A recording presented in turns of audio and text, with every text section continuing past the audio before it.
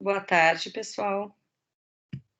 Eu sou a professora Adriana Corsetti e nós vamos falar hoje, então, sobre os princípios de cirurgia, incisões e retalhos. Tenho certeza que muitos de vocês fizeram incisões, né, na anestesiologia, e alguns podem ter feito retalhos. Porém, é importante a gente entender que a cirurgia, a partir de agora, ela vai ficando cada vez mais complexa, né? Então, vocês estão agora na exodontia, daí vocês vão às cirurgias 1, 2 e 3, e quanto mais a gente avança, mais retalhos e mais indicações de incisões e retalhos nós teremos. Então, a gente parte já dessa aula, que é para que vocês entendam as indicações. Então, assim, prof, quando que eu vou precisar fazer um retalho, né? Então, a gente vai explicar isso hoje para vocês. Regra número 1, né, a gente vai incisar e fazer um retalho quando a gente precisa enxergar, né, então a gente tem aqui nessa foto, por exemplo, um dente que está contido no palato, né, e que tem uma mucosa, né, cobrindo ele.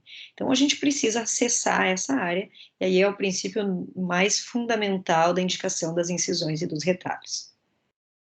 A gente já sabe que a técnica operatória, o procedimento cirúrgico, o ato cirúrgico, é o conjunto desses atos manuais e instrumentais que nós faremos, né, no paciente, para o diagnóstico, tratamento e para fins estéticos. E eu sempre mostro essa figura, que na verdade é uma tela, né, pintada, de um cirurgião, então, dentro de uma faculdade, onde ele gostaria de, então, que a sua técnica fosse reconhecida. Então, se reuniam na época pesquisadores muito conceituados, doutores, enfim, para que, então, essa técnica fosse consagrada ou rejeitada. O que chama muita atenção nessa figura é que nós não observamos nenhuma mulher, né? Então, à época, nós não tínhamos mulheres que podiam ocupar esses cargos, né? E a única mulher que nós observamos, então, nessa figura, na verdade, é a enfermeira, né? Que, na verdade, é uma das profissões mais antigas que nós temos. Eu fico feliz, como mulher, de estar dizendo, então, que hoje as mulheres ocupam cada vez mais esses cargos, né, especialmente dentro da cirurgia bucomaxilo, ao exemplo dos nossos alunos, né, a gente tem 6 alunos de residência, sendo que 5 são mulheres, né, então, como avançamos nesses anos todos. Os princípios da cirurgia, isso que vocês estão lendo aqui, é para qualquer tipo de cirurgia, né, e a gente está falando de cirurgia odontológica, então da pequena até a maior, né, a gente tem que seguir os princípios da biossegurança, né, então é bem importante a gente fazer a antisepsia do paciente, né, clorexidina aquosa na face, intra e extrabucal, né, a gente tem que fazer isso, asepsia do local de trabalho, o cuidado com o instrumental, então todo instrumental esterilizado, materiais descartáveis não podem ser reutilizados, e a gente vai dessa forma, né, colocar o kit cirúrgico, enfim, no paciente, os campos, a gente vai manter a biossegurança. Então, regra número 1, manutenção da biossegurança.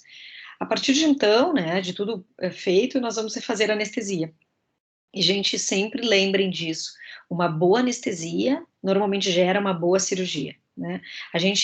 Quem já presenciou isso, né, o paciente começa a sentir dor, fica desconfortável, e às vezes a cirurgia começa a ficar tensa, fica mais confusa, a gente a gente não tem a mesma evolução cirúrgica, certo? Então sempre façam a melhor anestesia, né, dentro de todas as regras, de tudo que vocês aprenderam dentro da anestesiologia. A partir daí, a gente tem os atos operatórios, né, que são divididos em diérese, que é o que nós vamos falar hoje, exérese, que nada mais é que, neste caso, a remoção do dente, a hemostasia, né, então a gente nunca termina uma cirurgia e deixa o paciente sangrando, né, então a gente faz a hemostasia da região, e a sutura, né, que é a síntese. A gente tem essa figura super antiga também, aqui não é um cirurgião dentista, né, são os práticos da época, então, obviamente, não se pensa em cirurgia sem manutenção de toda a cadeia de biossegurança, né. Então, essa figura é bem representativa da época, em que não existia nem anestesia, né, e que representa bem o que acontecia à época. A técnica operatória em si, então, ela vai ter a anestesia, como a gente já falou, a diérese, que vai envolver tudo que a gente fizer, então, de incisão, de escolamento, sindesmotomia, né, o afastamento do retalho, tudo isso, que é a separação dos tecidos e cortes, envolvem a diérese, né. E a gente pode falar de diérese, que na verdade em tecidos moles, né, que nós estamos falando aqui de incisão, mas também nós temos a diérese em tecido duro, que é o uso de broca, uso de serra, então tudo isso está dentro da diérese, certo? A partir daí a gente vai executar a cirurgia e cuidar com a ferida operatória, remover espículas, tudo isso, tirar qualquer tecido inflamatório que tenha, e aí proceder à hemostasia e a síntese. Bom, mas o que é diérese, né? E eu acho tão interessante que muitas vezes cai em concurso isso, o que é diérese, né? E os profissionais acabam errando, porque é um conceito e a gente precisa entender o que é, né? Então, a diérese é o ato de dividir, cortar, separar, né? Então, vocês observem na figura aqui, o que foi feito? Foi realizada uma diérese com bisturi, o descolamento desses tecidos e a exposição do tecido ósseo, para que a gente faça acesso à estrutura, ao dente, à lesão, ao que a gente está buscando nesta cirurgia. É também considerada separação por planos anatômicos, né, de tecidos, e que nos possibilite, então, a abordagem dessa região, certo? Então, como eu disse anteriormente, a diérese ela pode ser de tecido mole, e aqui a gente está falando de diérese de tecido mole, em que a gente faz uma incisão, né, então usa bisturi, aqui no caso um bisturi, nós estamos aqui vendo uma frenectomia labial superior, realizada através de bisturi, depois foi realizada a exérese do tecido, certo? Então, tanto quando vocês incisarem com bisturi, ou quando vocês divulsionarem os tecidos sem desmotomizarem, a gente está falando de diérese. E também é considerada diérese a formação de uma fístula. Então, o que seria isso? Observem aqui. Nós temos aqui um abscesso na região do palato, né? E aí a gente precisa drená-lo, né? A gente precisa incisar para que aquela coleção purulenta, então, seja drenada e colocar aqui, então, aqui houve a colocação de um dreno com um fio de sutura. Esta formação de fístula intencional, né, também é considerada uma diérese. Mais uma vez aqui, a formação de uma fístula. Então, isso é uma lesão em mandíbula extensa, em que a gente realizou um procedimento chamado marsupialização, que é o quê? Que é a abertura, a sutura dos bordos da mucosa com os bordos da lesão, para que essa lesão regrida progressivamente, né? Então, é uma formação de fístula, para que o paciente vai limpar, para que essa lesão diminua de tamanho, e também é considerada uma diérese. Então, como eu disse, em tecidos moles a gente vai usar bisturi ou tesouras. Isso é bem importante a gente saber que as nossas tesouras não servem só para cortar o fio de sutura, as Matzenbaum, as íris, tanto reta quanto curvas, né? A gente usa também para divulsão e para acesso aos tecidos mais profundos. E ela pode ser também considerada diérese térmica quando a gente utilizar calor, né? Então, vocês já ouviram falar muito no bisturi elétrico, então, quando eu usar calor para fazer um corte, ela também é considerada uma diérese, e aí eu vou chamar de diérese térmica. Então, antes a gente teve diérese, como vocês viram, mecânicas, né, com bisturis e tesouras, e aqui diéreses térmicas, realizadas com eletrocautério, que nada mais é que o bisturi elétrico, ou termocautério, ou laser cirúrgico. A diferença entre o eletrocautério e o termocautério é que o eletrocautério ele faz um corte, né? Então eu consigo fazer um corte na região, e o termocautério ele é utilizado para coagulação. Então, digamos que eu fiz uma incisão, seja ela com bisturi, né, seja ela com eletrocautério, e eu tenho um sangramento extensivo em alguma área, eu posso usar o termocautério para cauterização das áreas. E aí, gente, como que eu sei que a minha incisão é adequada, né? O que eu tenho que pensar quando eu vou fazer uma incisão? Eu preciso entender que a incisão, ela precisa respeitar vasos e nervos. Obviamente, se eu sei que lá tem um nervo específico, eu tenho que cuidar, né? Porque a incisão, ela tem que ser única e linear, então eu não posso ficar incisando diversas vezes, e, para tanto, eu preciso ter certeza do que eu estou fazendo. Essa incisão, né, e esse meu retalho, ele vai ter que me dar acesso à área operatória. Então, observem aqui uma lesão, eu preciso ter acesso e visibilidade à área. Eu preciso entender que esse meu retalho, né, ele vai se sobrepor numa área de sanidade comprovada, então que a sutura desse meu retalho seja sobre área de sanidade comprovada. eu preciso pensar que se eu tiver que estender esse meu retalho, ele tem que ser possível. Então, não adianta eu fazer um retalho que daqui a pouco, mas eu precisava intervir também aqui no dente, no 22, no 12, enfim, e eu não consegui estender. Não adianta, né, pessoal? Então, eu tenho que ser passível, ela tem que ser passível de ser estendida, e eu tenho que, isso eu vou falar várias vezes para vocês, eu preciso ter toda a espessura de tecido. Quando eu inciso a minha mucosa, eu tenho que ter mucosa, submucosa e periósteo. E o descolamento dessa área é total, eu deixo o osso desnudo, certo? E se eu perguntar para vocês, o que cicatriza mais rápido? Uma incisão longa, de bordos nítidos, ou uma incisão bem pequena ou com bordos dilacerados? E aí a resposta é, sem dúvida nenhuma, uma incisão longa de bordos nítidos, né? Então, assim, se eu quiser fazer uma incisão que eu não tenha deiscência de sutura, né, que seja uma incisão que vai cicatrizar tranquilamente e mais rapidamente, eu preciso fazer uma única incisão com um único corte e de bordos nítidos. Se eu ficar várias vezes usando meu bisturi na região, eu vou fazer uma incisão cheia de dilacerações. E aí eu posso ter deiscência de sutura, eu vou ter uma demora e até talvez um defeito nessa minha incisão. Para a gente fazer as incisões, a gente usa nosso bisturi, né? Então, o cabo número 3, Bad Parker, e a lâmina 15. Normalmente utilizaremos a lâmina 15, porém a gente tem N outras lâminas, né, de utilização. Se alguém quiser comprar uma lâmina ainda melhor, a gente chama de 15C, que é uma lâmina mais delicada, também muito boa, porém ela é um pouco mais cara. E aí temos, então, o cabo número 3, né, que a gente dá preferência para a utilização dele, em função do fácil manuseio, a lâmina número 15, e a gente tem que saber que, normalmente, a apreensão do bisturi é do tipo caneta, né, exatamente como vocês seguram a caneta de vocês.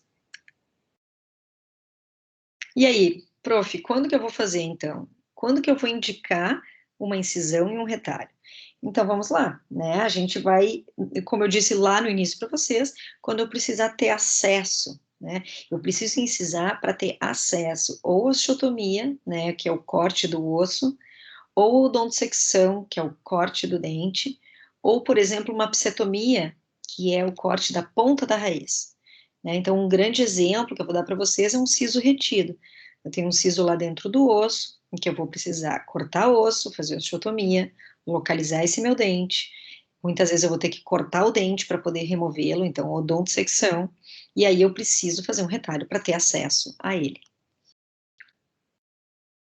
Além disso, sem dúvida nenhuma, raízes residuais. Então, daqui a pouco eu vou começar na cirurgia, eu não enxergo a raiz, né? Então, ela está inserida lá no osso. Ou eu estou fazendo uma cirurgia e fratura essa coroa, né? Fratura, e eu preciso ter acesso à raiz. Então, nestes casos, o retalho é muito bem-vindo para que a gente tenha acesso e visibilidade cirúrgica. Outras indicações de ESO, né, ESOs múltiplas. Então, invariavelmente, vocês vão fazer ESOs múltiplas em que a gente precisa, vai ter uma raiz que a gente não enxerga tão bem, e depois dessa cirurgia, dessas extrações, eu preciso regularizar rebordo. Então, a necessidade de correção de osso alveolar é um indicativo muito importante de necessidade de incisão e retalho. E concomitância de processos patológicos. Então, eu vou fazer uma extração, porém eu vejo que naquela área eu tenho uma grande lesão, né? Observem aqui uma grande lesão ali no raio-x, em que a gente precisa fazer, então, a remoção desse tecido que a gente vai ter que mandar para exame anatomopatológico. Então, nesse caso, eu não tenho como acessar a área, até porque eu não estava enxergando bem, né? Não tinha acesso algum a essa raiz, a esse processo patológico. Então, eu preciso realmente abrir aqui, descolar a mucosa e ter acesso a esse dente, a essa lesão. Então, essas são as indicações da indicação, então, de realizar um retalho, né, uma incisão e um retalho. E aí, gente, retalho, né? Eu tô falando aqui retalho, mas o que é um retalho, né? Então, nada mais é que uma divisão pediculada de tecido mole, certo? Eu vou demarcar com o meu bisturi, né? Fazendo incisão única, linear, né? Assim, com toda a espessura, e vou fazer o descolamento desse tecido mole. Então, aqui vocês vejam osso desnudado na segunda figura, com tecido mole descolado, certo? Então, eu tenho que saber que esse meu retalho ele tem que ter suprimento sanguíneo, e já vou mostrar isso mais adiante, que ele é móvel, mas ele tem que ser reposicionado. Então, eu tenho que permitir que esse meu retalho volte para a posição e possa ser suturado na sua posição original. Certo? Bem importante, muitas vezes esses retalhos, eles também podem ser deslizados, né, no caso de comunicação bucosinusal, eu preciso deslocar esse tecido para debaixo do outro, às vezes eu preciso rotar tecidos, né, então ele precisa me permitir essa movimentação. E vou falar isso 1000 vezes para vocês, vocês têm que saber que o retalho, ele é mucoperiostal, envolve espessura total, que nós estamos falando aqui de mucosa, submucosa e periósteo. Então, vamos lá, eu vou mostrar para vocês todos os tipos de incisão, assim, não existentes, porque existem muitos tipos, mas as mais utilizadas em cirurgia bucomaxilo e que vocês vão usar, então, na isodontia e nas cirurgias. Nós temos a mais tradicional, né, e mais comum, que é a famosa envelope, né, a incisão em envelope. Pode também ser chamada de das papilas ou intrasulcular. Então, a gente simplesmente incisa com o nosso bisturi na região das papilas e faz um descolamento, essas duas figuras superiores, a gente vê o descolamento sem nenhum corte extra fora papilas, certo? Então, aqui nós estamos vendo uma incisão em envelope intrasulcular. Se ela for realizada no palato, a gente vai chamar de incisão envelope ou papilar, né? Em palato. Eu vou mostrar mais adiante daí a outra modalidade. A incisão linear, que é esta que vocês veem no rebordo, então ela é feita sobre o rebordo, normalmente em pacientes que não têm dentes, né? Então ela é feita linearmente e é feita, então, o descolamento desses tecidos. Por exemplo, preciso regularizar uma área aqui do rebordo, né? Preciso usar uma broquinha, preciso usar uma lima para osso, eu faço uma linear, rebato esses tecidos, descolo os tecidos e faço, então, essa regularização. Incisão em L aberto. O que nós compreendemos por incisão em L aberto? É uma incisão que há uma relaxante, uma incisão para fundo de sulco, unida com incisão das papilas, certo? Eu vou mostrar mais adiante, não se preocupem que eu vou mostrar de novo, para que vocês entendam melhor. Depois nós temos as trapezoidais, que são as Neumann, então esta aqui de baixo à direita é uma, então é um trapézio, né? Nós temos duas incisões relaxantes oblíquas, né, em direção ao fundo de sulco. Eu tenho a semilunar de Parche, que é essa aqui, que nós fazemos, parece uma semilua, né? Acesso, por exemplo, à ponta da raiz, alguma lesão que tenha na ponta da raiz. E eu tenho a Wasmann, que é uma incisão também trapezoidal, porém ela não vem até as papilas, né? Ela fica aérea, certo? Então, vamos lá. Eu estou falando aqui de divertículo, o que é um divertículo, né? Por exemplo, na Neumann, que eu uso 2 divertículos, são incisões, então, por exemplo, aqui, eu tenho um terceiro molar que eu vou acessar para remover. Eu vou fazer uma incisão nas papilas, e quando eu chegar aqui ou aqui, né, que é na mesial do elemento 8 ou 7, eu vou descer com divertículo, que é uma incisão oblíqua ou relaxante que vai até fundo de sulco, certo? Aqui na figura de baixo vocês observam melhor, então. Por que eu faço essa relaxante? Para que eu consiga descolar de uma forma mais adequada e o meu colega consiga, então, afastar esses tecidos. Observem aqui no retalho o periósteo já descolado, certo? Eu tenho que, normalmente, especialmente quando eu for acessar alguma área intraóssea, eu preciso situar o divertículo no mínimo à distância de um dente da área de cirurgia. Importante que ele seja divergente e não reto e nem convergente, e eu preciso incisar, então, mais uma vez, toda a espessura do tecido. Observem aqui, então, né? Eu fiz uma incisão que contorna o dente e faz uma relaxante, né? Então, como é o nome dessa incisão? L aberto. Observem aqui na finalização do caso que ela é um L, né? Ela tem uma incisão linear que contornou o dente e faz uma relaxante para fundo de sulco. E observem que o resultado estético ele é muito favorável, certo? Como eu disse anteriormente, os retalhos, eles precisam ter nutrição, gente, eles precisam se nutrir. Então, eu não posso fazer incisões que não sejam divergentes. Então, quando a gente está falando de maxila, e aqui eu estou fazendo um acesso a esse dente, como vocês observam aqui esse incisivo, eu preciso que essa minha relaxante, ela seja divergente. Então, aqui eu vou subir ao fundo de sulco divergindo, e aqui também, de forma a fazer um trapézio de cabeça para baixo, certo? Então, eu tenho acesso à minha área cirúrgica, deixando a base do retalho maior do que a área dos dentes, certo? Que é a margem livre.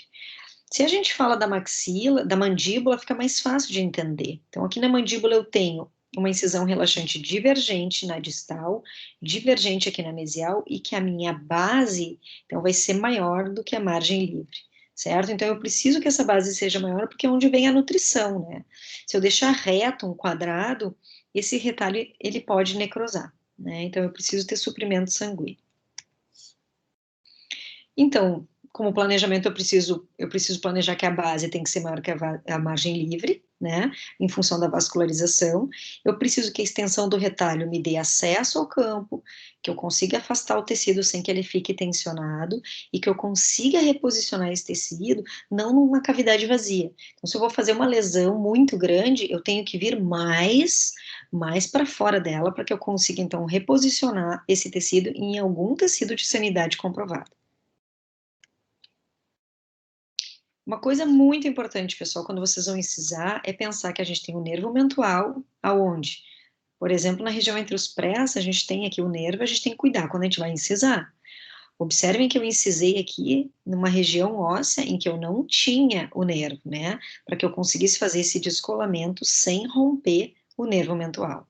O mesmo acontece com o nervo lingual, com as artérias, então a artéria palatina maior lá no palato, eu tenho que prestar muita atenção. E o mesmo acontece com os ductos da glândula salivares, como aqui, fundo de sulco, assoalho de boca, que eu tenho as carúnculas, né? Eu não posso incisar nessas áreas. Tenho que prestar muita atenção, o meu colega, especialmente, ele tem que afastar as áreas, né, de uma forma adequada, para que eu consiga enxergar bem, e eu preciso fazer um retalho adequado para que meu colega consiga afastar, né, para que a gente consiga enxergar bem o campo. Então, gente, o afastamento do retalho, ele precisa me dar acesso à área, iluminação, né, que eu consiga enxergar bem, e que proteja os tecidos, né, vocês daqui a pouco vão usar motor, enfim, e a gente pode lesionar os lábios se não houver um bom afastamento do retalho. E ao mesmo tempo a gente tem que pensar que se a gente fizer um retalho muito curto, né, o colega não vai conseguir afastá-lo, né, então a gente precisa dar um suporte adequado para que o colega também consiga afastar. Então, gente, quando a gente vai falar da sindesmotomia, que é a desinserção da mucosa gengival, do descolamento, que já é isso aqui embaixo que nós estamos vendo, tudo isso está dentro da diérese, né? A gente sempre vai incisar antes de fazer um descolamento. Diferente da sindesmotomia. Eu posso fazer uma sindesmotomia direto? Posso, mas no momento em que eu quiser fazer um descolamento de retalho, eu preciso fazer incisão, certo? Observe nessa figura abaixo que eu tenho um canino, então, lá retido, né, no palato, na verdade é um dente retido aqui na região do palato, eu estou fazendo um descolamento de uma mucosa extremamente fibrosa, né, então eu preciso usar sindesmótomo um pouco mais, a 3S, o sindesmótomo vão ser muito delicados, eu preciso evoluir para um Molt ou para um descolador um pouco mais robusto para que eu consiga fazer esse descolamento. Então, vamos revisar as incisões, né? Eu quero que vocês saiam daqui entendendo os tipos de incisões e que, enfim, que não fique dúvida aqui quanto aos tipos existentes. Então, a gente tem a Neumann ou trapezoidal, gente. O que que é? Dois divertículos, né? Lembrando que a base sempre vai ser maior que a margem livre, formando aqui um trapézio, certo? Então, Neumann ou trapezoidal. A gente vai ter o L aberto, que nada mais é que uma incisão linear com um divertículo, né? Então forma um L.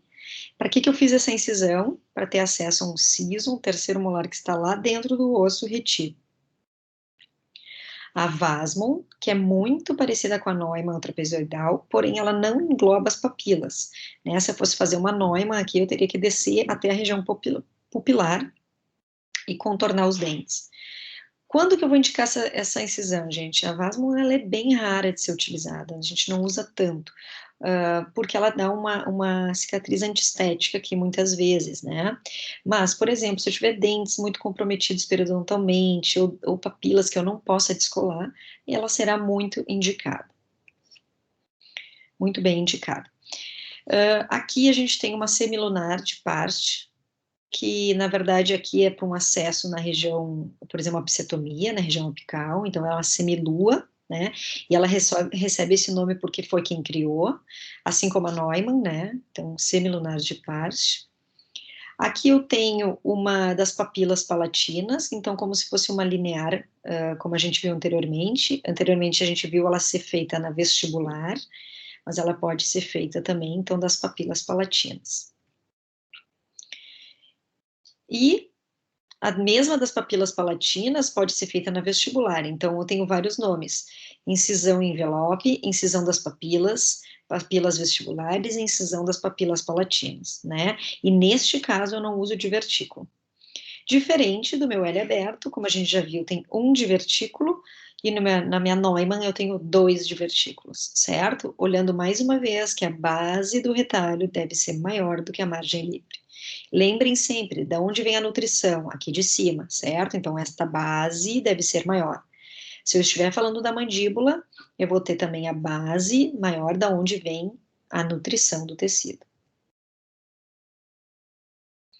Existe também uma incisão chamada Y do palato, né? Então, aqui vocês vejam, por exemplo, um torus palatino. Como é que eu vou acessar? Através dessa incisão.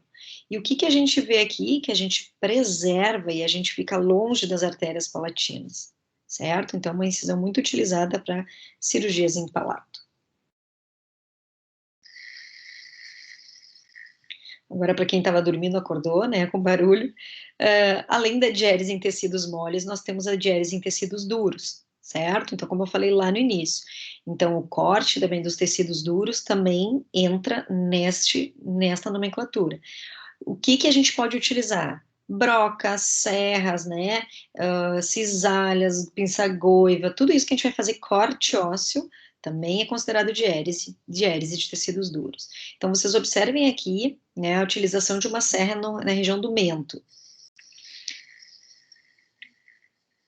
certo? Aqui vocês vejam também, então a gente usa sempre com irrigação contínua, assim como as brocas, né, então a gente pode usar instrumentos rotatórios, como vocês veem aqui, né, sempre com irrigação, porque senão a gente superaquece esse tecido ósseo, e a gente vai fazer, então, osteotomias e ostectomias através, então, de instrumentos rotatórios. Aqui eu tenho um dente em que eu não enxergava, vocês vejam bem, eu não enxergava muito a raiz. Eu usei o instrumento rotatório para fazer o corte desse tecido, para ter acesso a essa raiz. E, logicamente, depois de eu fazer uma incisão e um retalho. O uso de alveolótomos e cisalhas, né, também é considerado diérese de tecidos duros. E além disso tudo que a gente falou, a gente tem ainda a piezocirurgia, que é como se fosse um instrumento rotatório, vamos dizer, só que ele usa ultrassom, né? Então eu consigo fazer o corte do tecido ósseo através de ultrassom. É um instrumento, é um motor muito utilizado, a gente usa muito para cirurgia de enxerto. Gente, era isso que eu queria mostrar para vocês, né? Lembrando mais uma vez que eu estarei à disposição de vocês, né, por aqui. Quando vocês que tiverem dúvidas, quiserem tirar dúvidas, mandem por aqui. Depois eu vou deixar meu e-mail também, se alguém quiser esclarecer alguma outra dúvida ou conversar sobre algum assunto. E quero agradecer ao professor Ângelo pela condução da disciplina, né, e dizer para vocês que estaremos, então, todo semestre juntos, esperando que tudo volte ao normal e que possamos nos encontrar, tá certo? Um abraço para vocês.